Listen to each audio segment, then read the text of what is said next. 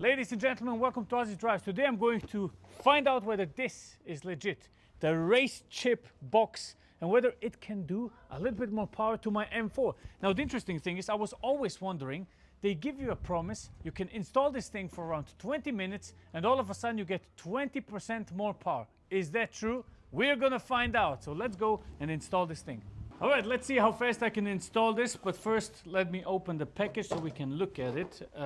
Obviously, I've done a dyno test on the car before we install the RaceChip, and as you can see here, this is the package that we're getting. This is the RaceChip box, basically the one that you're mounting here and connecting to the car. This is your Bluetooth adapter that is going into the OBD port for your phone to connect, and then you get obviously the whole cables that you will connect after to your car. So the thing is this, they give you a little bit of an instruction. You just have to scan the QR code or check the website, but it's actually not that complicated. So let's just put this aside here. This I need for later. I put it in my pocket. This I will also need. And then there is another bag with a couple of zip ties. So we get those zip ties out. And you will see there's also a couple of clicks. Now, this here is to mount it on the RaceChip directly. It should go in like this, because then if you have to go somewhere, for example, or you have to show your car to the service station and remove the RaceChip, you can only press in here and remove it. Very easy. So let's mount those on. This is the RaceChip harness. So the A part is going to the boost pressure sensor and this goes to the manifold sensor. So first thing we're going to do is the boost pressure sensor, which is very easy to access here. It's actually right here on the side. I'll remove this because we don't need it for now. And you'll see this is where the sensor is going in. So the sensor is down here because I've unplugged it before. And the first thing we need to do is actually put the female end into this one. Now the thing is, you have to watch out because you need to use the smooth side, this side, to lock it in. So the locking tab has to go like this, okay? If you do it that way, it's not going to work. So you just turn it around, click it in, that's it. First thing done. Second thing that we need to do is take the male part here, A, and plug it into the female part of the sensor. So you see that? Very simple. You just go down here and then click it in. Thank you for extra light. Then we'll see how much this will take me. How long this will take me. So, zack. And then click the gray part in. Like that. Okay. First thing done. Before you do the installation of the RaceChip, make sure to lock your car, remove the key if you have keyless go, right? So you don't have any electricity going through the car. That's it. No electricity going through the car for around 5 to 10 minutes, and then you can continue to do that. So now, the next thing is a little bit more difficult, but same principle. You have to remove this thing, so you can access it easily. Now, it's a little bit more difficult to access this one because it's down here. Maybe I can show it to you from here. Check this out. Here is the unplugged sensor of that manifold sensor down there, and it's actually here. That's the one you have to unplug and connect to the RaceChip. So I'm going to do exactly that. Male end to the smooth side of the locking tab.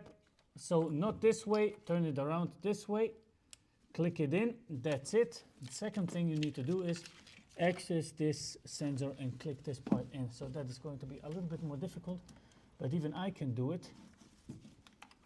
Let's see. This should actually work. It wasn't as easy as I thought. It took me much longer than I expected it, but that's the one clicked in, okay? Next step, it's very simple to hide the cables. So I think the best thing to do it is actually to hide it underneath this, I would say underneath or behind the cooler here. Like, obviously my beautiful friends from AM Parts have showed me where to put it in, and it's here.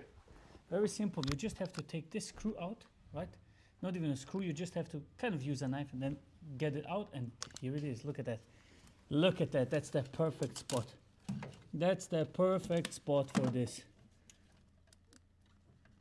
Just zip tie it. Move it a little bit forward, take the pin here. Not scratching my beautiful carbon fiber. This is your chip stopper. You take it and put it in your pocket so you don't forget it, okay? Put it in the glove box. Thing with those clicks, right? I remove those two.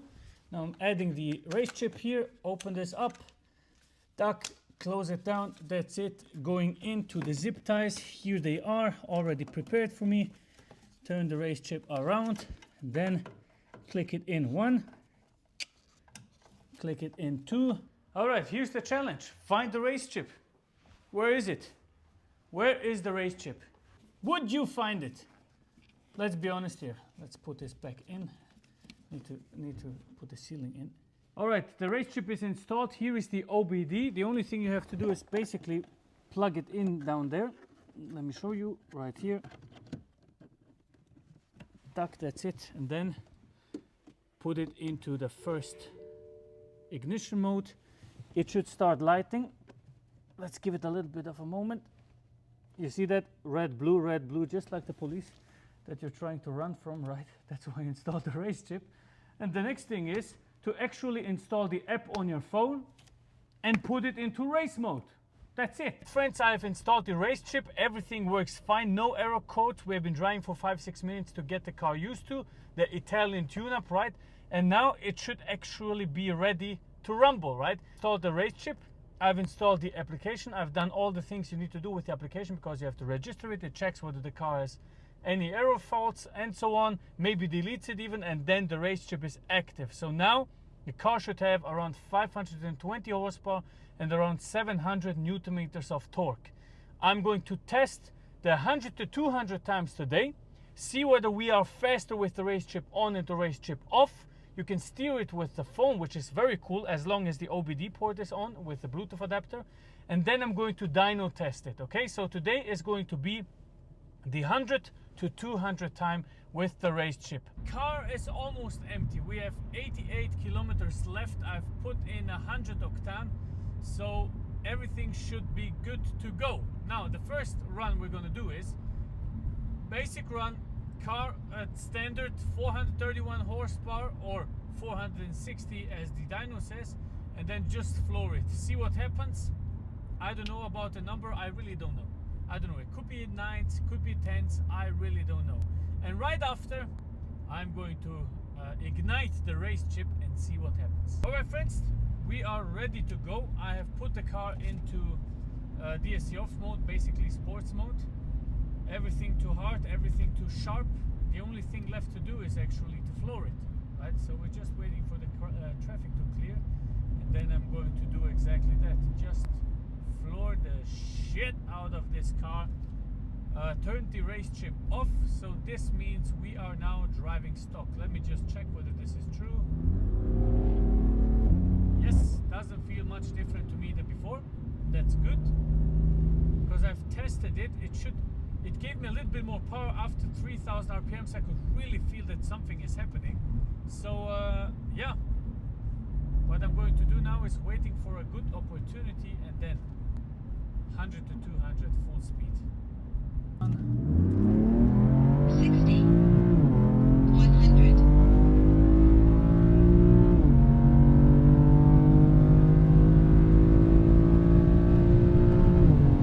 200. Okay. All right, friends, that was a 9.37 from 100 to 200 kph original. So the car is, I think that's a pretty good number, right? I think the M6 did like an 8.1, 8.2 seconds. So we're pretty good, 9.37 seconds. I think that's pretty much OEM, maybe a little bit faster. The next step that we need to do is put the race chip to a race, do the same thing again and see what 100 to 200 was, okay? Okay, go! 100.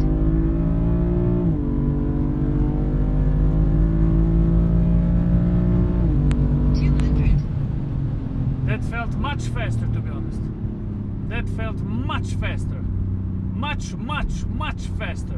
Well friends, I think it goes without saying, I'm pretty satisfied with the result. My gut feeling was perfectly right.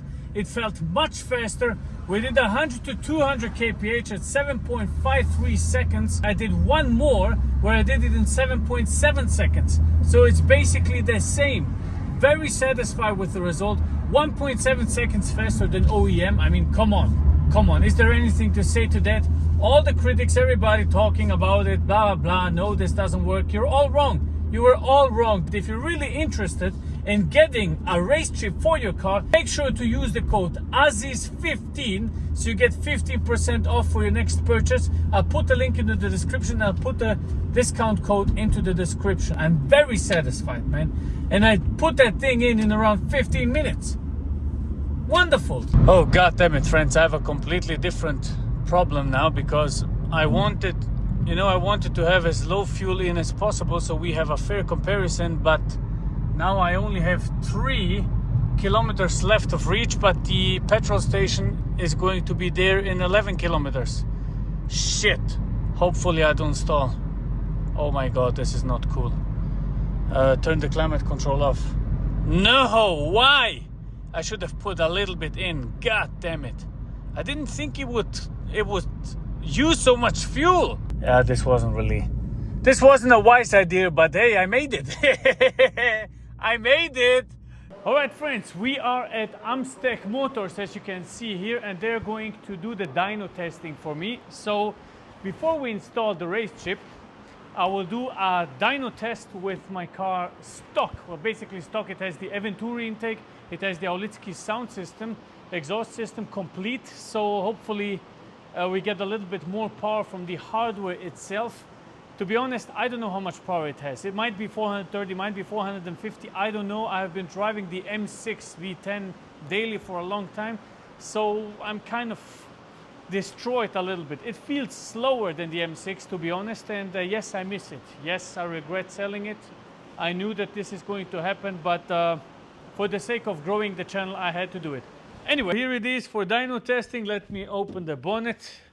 As you can see, the engine is still fully stock, but we got some Venturi intakes, right? So hopefully this will get a little bit more power. And we got the air duct in here, channeling the air through here, through this carbon duct, getting it into, yeah, basically the car, right? The engine. So let's see what this car can do stock.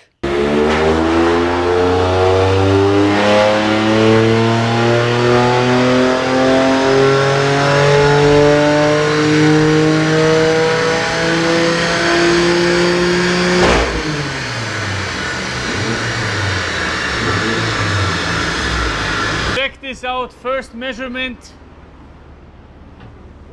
460 horsepower of the M4.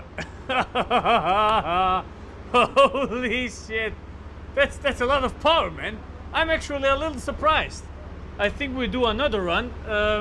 460 standard, okay, 584 Newton meters peak. That's 100% because of the exhaust pipe and the Venturi air intake. 460 horsepower with the hardware. That is very good. That's 30 horsepower more than what they originally give us.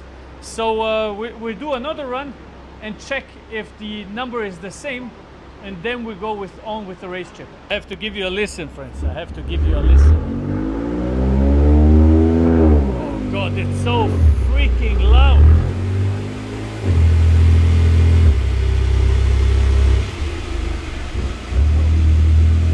Looks juicy though. It's so loud.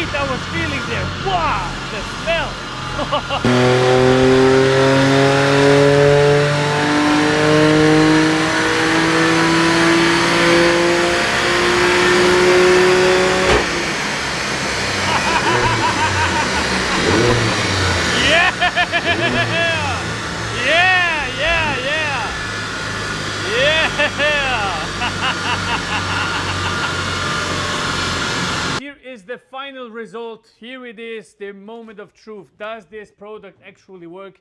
And as you can see, we made 507 horsepower and 692 newton meters of torque. To me, that is a very good result. That is a very good result. 507 horsepower, a little bit less than what they promised.